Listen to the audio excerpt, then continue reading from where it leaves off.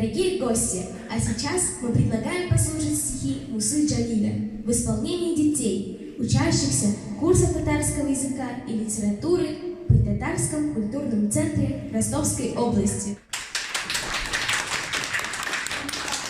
Тараканов Вани, Шерафиева Дилия, Корак Писи, Шигара.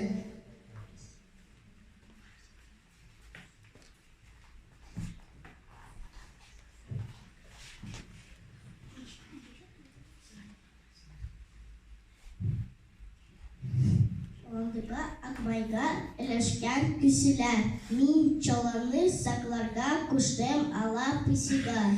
Мияу-мияу, пескәйем бар чизынга, шыланга майны сакла, күседен уясынан чыгарма.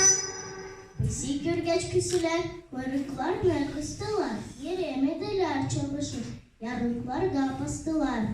Мияу-мияу, пескәйем kulak saldı, süzüne, karpuldan uşağaç, süt bilinmen üzerine.